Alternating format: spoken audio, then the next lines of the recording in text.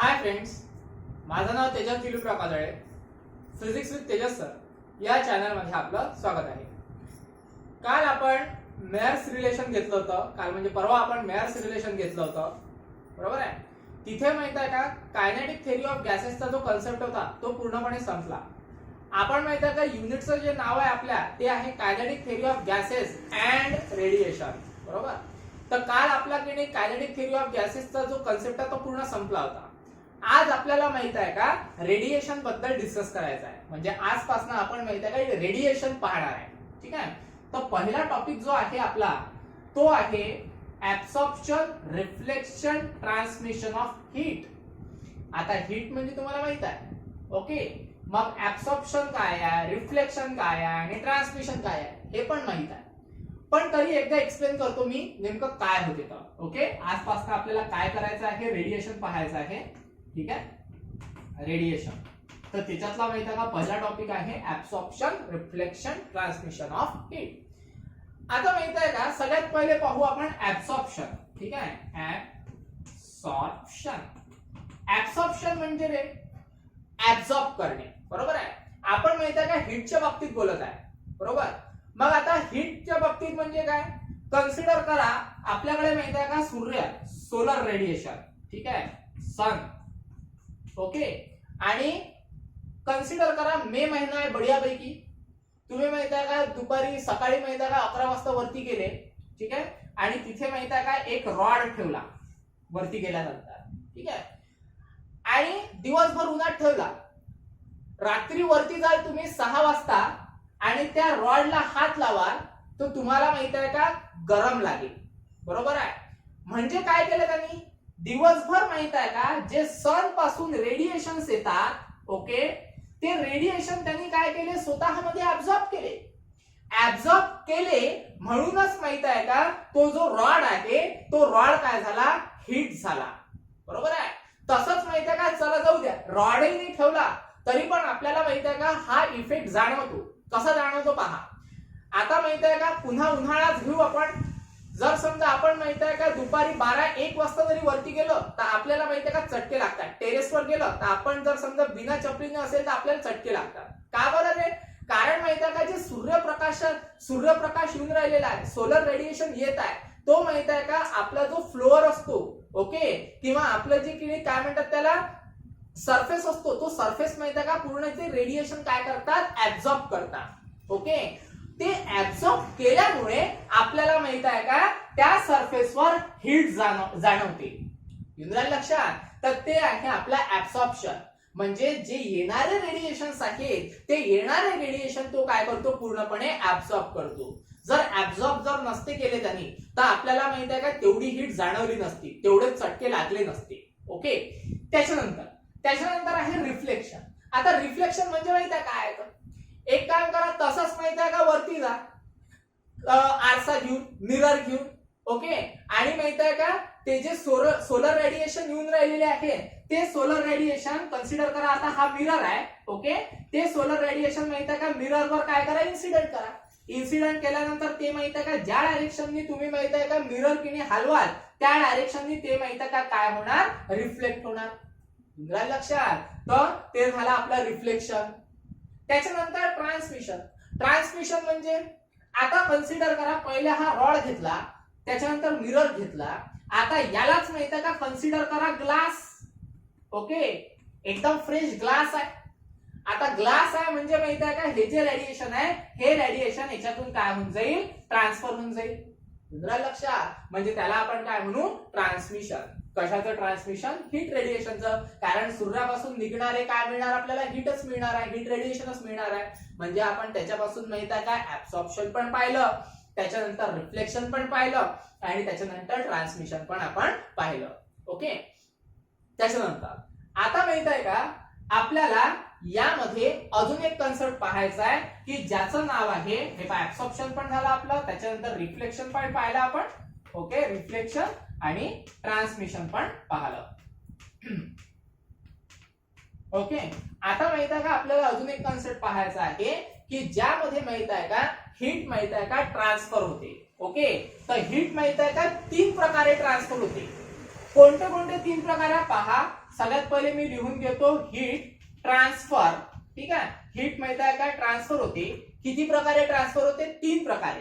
तर पहिला प्रकार आहे त्याचा कंडक्शन. ओके, त्याला म्हणू आपण कंडक्शन.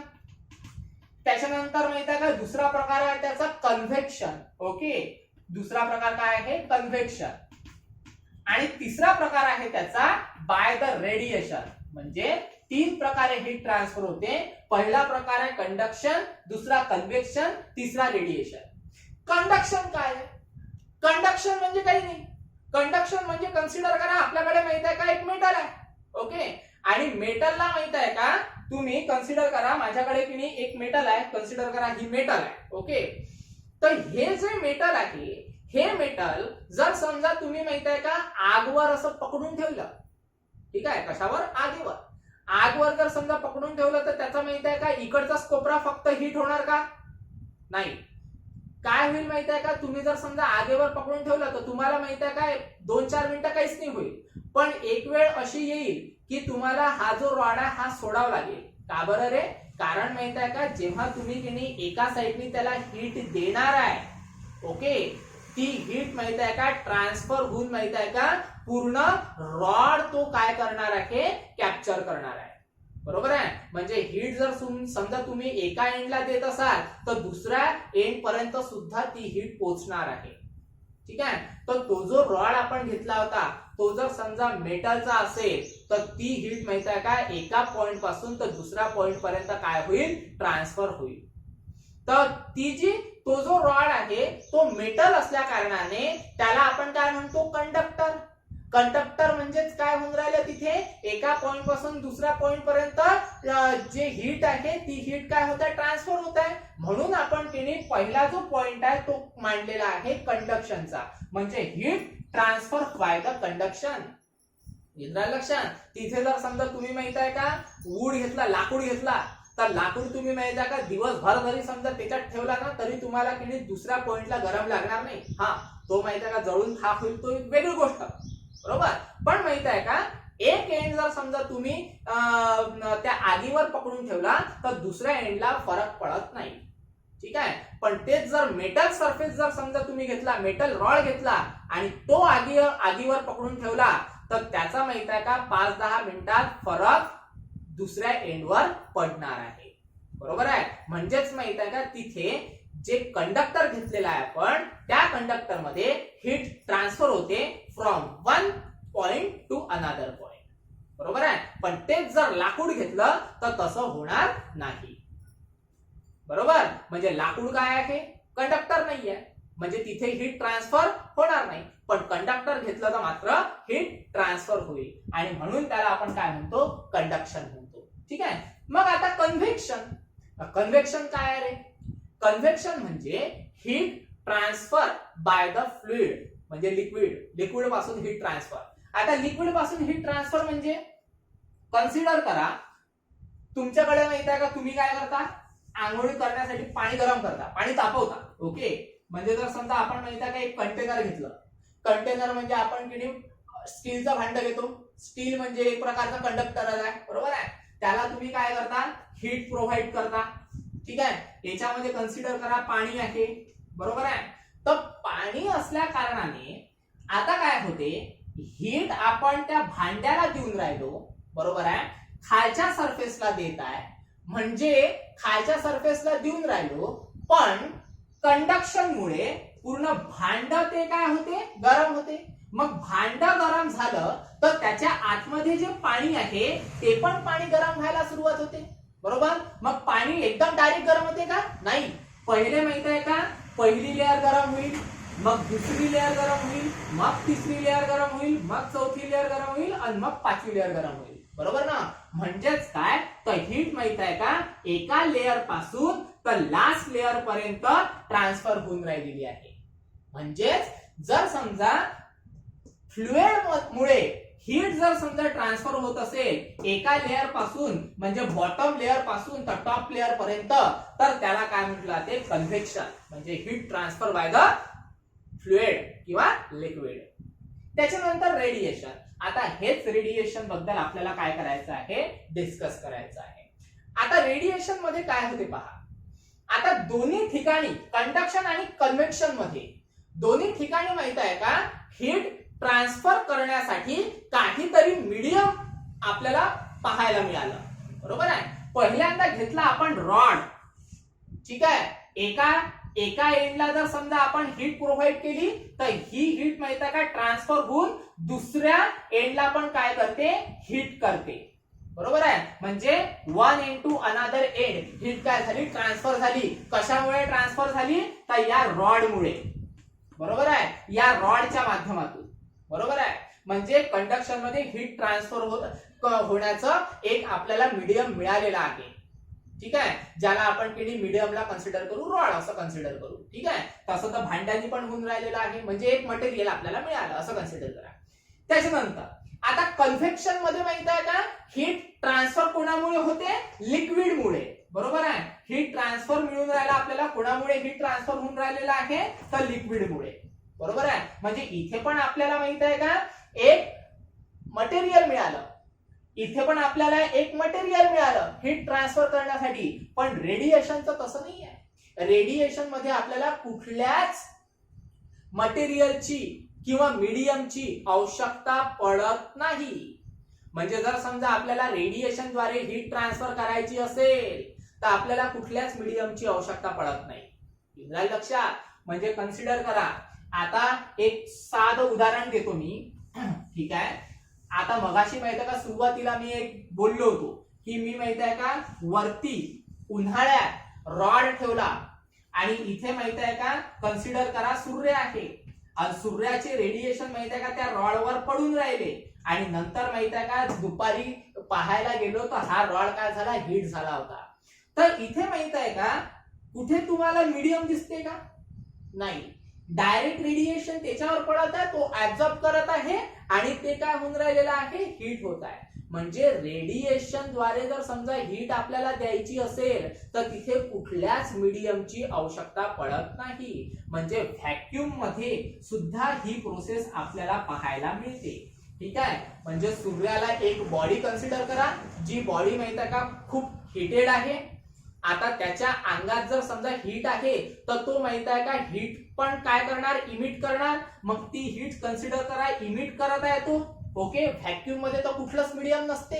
ओके. तर ती हीट काय करत आहे तो कन्सिडर करा रिलीज करत आहे. रिलीज केलेली हीट दुसरी जी बॉडी आहे ती ऍब्झॉर्ब करत आहे. बरोबर आहे. म्हणजे ऍब्झॉर्ब केल्यामुळे ही पण काय होणार काही वेळाने हीट होणार. लक्षात. म्हणजे रेडिएशन द्वारे जर समजा आपण हीट ट्रान्सफर करायचा प्रयत्न केला तर तिथे कुठल्याच प्रकारचा आपल्याला मीडियमची आवश्यकता नसते. इथे तरी आपल्याला फ्लुइडची आवश्यकता लागते. इथे आपल्याला एक कुठला तरी मटेरियलची आवश्यकता लागते. पण इथे कुठल्याच मटेरियलची आवश्यकता लागत नाही. याला म्हटलं आहे रेडिएशन. समजलं. त्याच्यानंतर हा पूर्ण थेरी टॉपिक आहे. वाचून पहा लगेच कळेल. त्याच्यानंतर दुसरा टॉपिक आहे आपला interaction of thermal radiation and matter. आता थर्मल रेडिएशन म्हणजे हीट रेडिएशन. ओके. मॅटर म्हणजे एखादा मटेरियल असेल त्याला हीट प्रोव्हाइड करायचं आहे आपल्याला. तर नेमकं काय होते ते आपल्याला पाहायचं आहे. पहा आता काय होते तर कन्सिडर करा मी माझ्याकडे माहिती आहे का एक बॉल आहे एक मटेरियल आहे.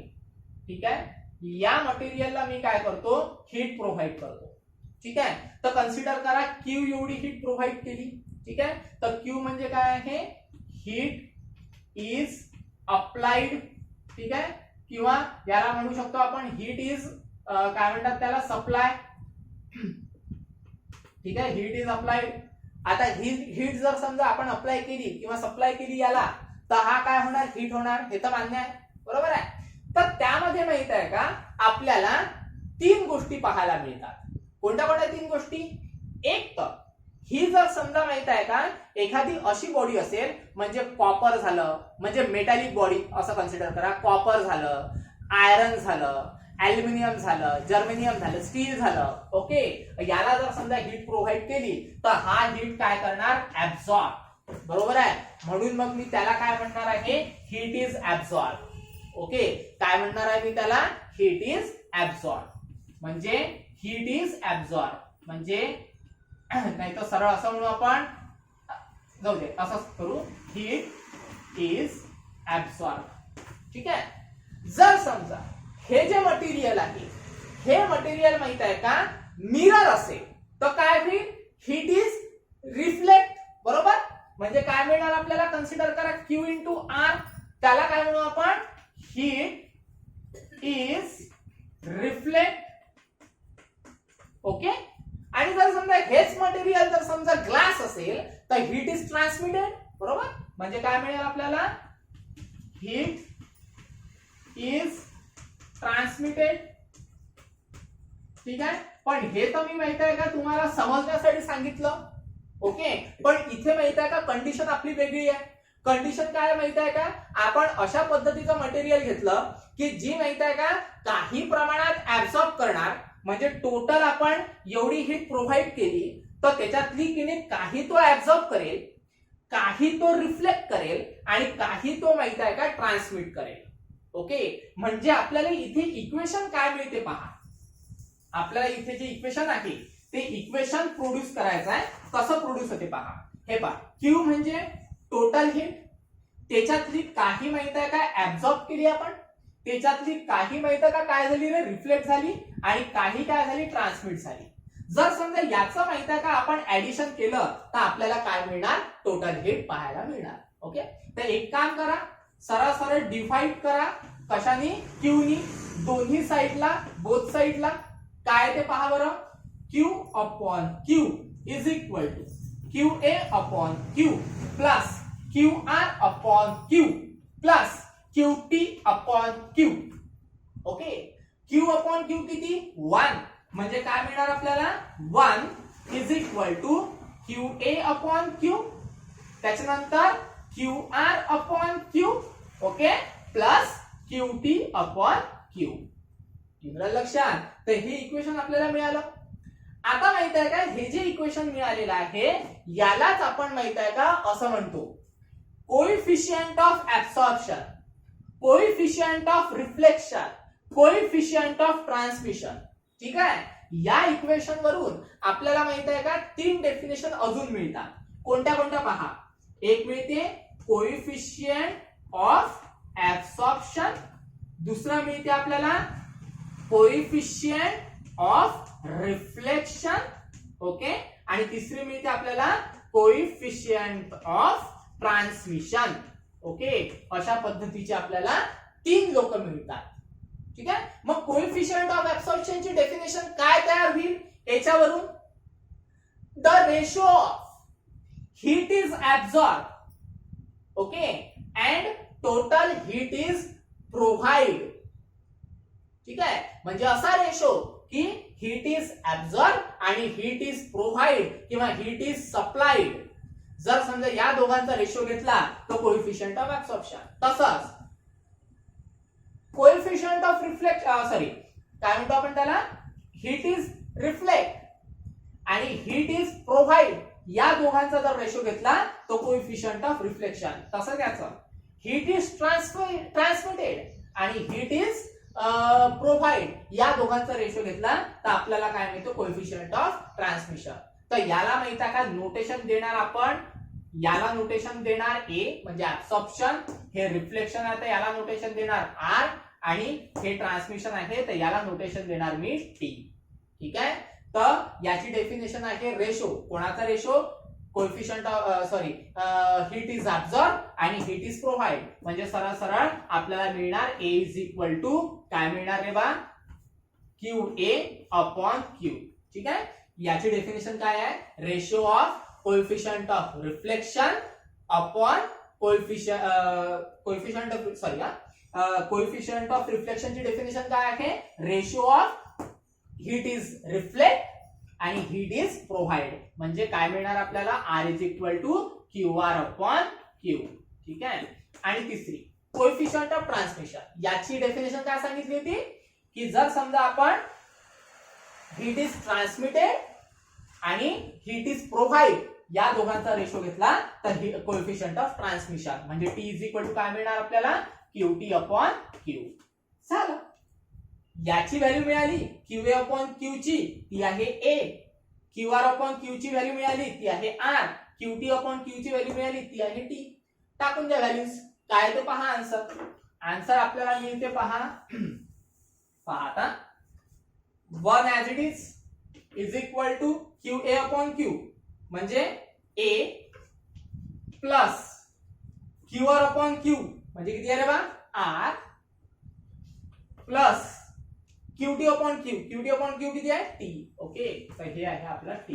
तर हे आपल्याला एक इक्वेशन पाहायला मिळते, coefficient of absorption, coefficient of reflection आणि कोएफिशियंट ऑफ ट्रान्समिशनचं.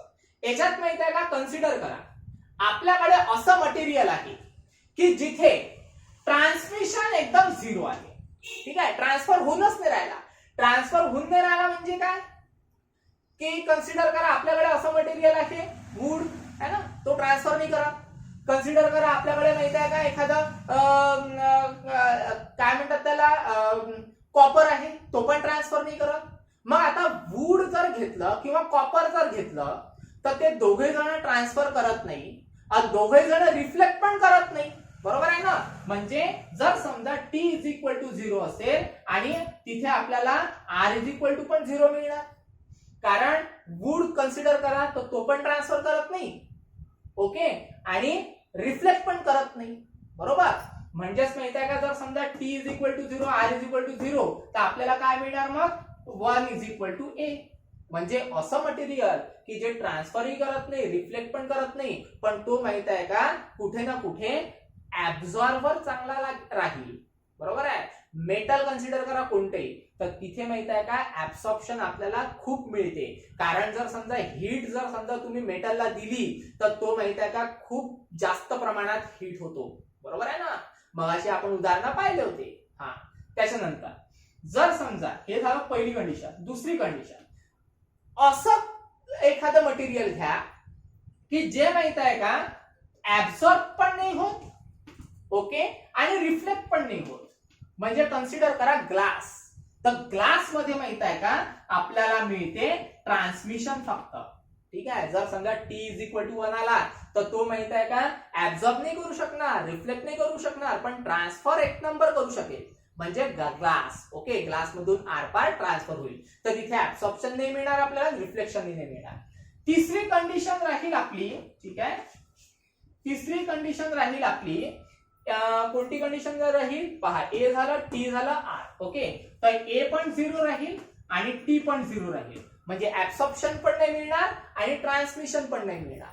मग ऍब्सॉर्प्शन नाही मिळत आहे, ट्रान्समिशन नाही मिळत आहे, मग रिफ्लेक्शन मिळेल. बरोबर आहे. तर 1 इज इक्वल टू काय मिळणार आपल्याला रिफ्लेक्शन. तर रिफ्लेक्शन म्हणजे कोणतं, मिरर आहे ना. मिरर तो ऍब्सॉर्ब नाही करेल, ट्रान्सफर नाही करेल, काय करेल, रिफ्लेक्ट. तर ते झालं मिररचं. ठीक आहे, तर याच्यामध्ये आपल्याला माहित आहे का दोन प्रकारचे गोष्टी पाहायला मिळत आहे. एक पाहायला मिळते आपल्याला अथर्मनस. ओके, आणि दुसरं मिळते आपल्याला डायथर्मनस. ठीक आहे, मग अथर्मनस सबस्टन्स कोणते की जे माहित आहे का ट्रान्सफर नाही करत, डू नॉट ट्रान्सफर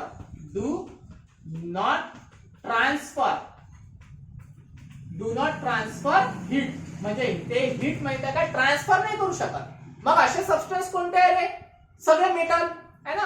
त्याच्यात वूड येऊन जाईल की काय म्हणतात त्याला, एखादा आयरन घेतला आपण, दिवसभर उन्हात असते, पूर्ण गरम होऊन जाते, तो त्याच्यातून ट्रान्सफर होते काय, नाही होत, फक्त ऍब्सॉर्ब करत राहते तो आहे ना. तर त्यांनी काय म्हटलं, डू नॉट ट्रान्सफर नाही होत असेल तर तो काय करेल, ऍब्सॉर्ब करेल. म्हणजे फॉर एक्झाम्पल कोणतं, कॉपर, आयरन आहे ना.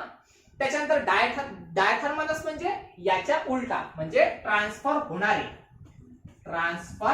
होणारे. ओके, म्हणजे काय, तर ग्लास वगैरे.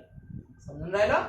तर हे आहे आजचा टॉपिक. दोन टॉपिक पाहिला आपण, absorption, reflection, transmission of heat.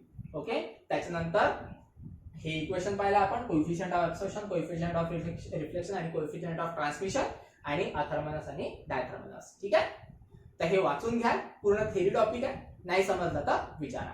ठीक आहे, आज स्टॉप करतोय, बाकीचं उद्याला करू. धन्यवाद.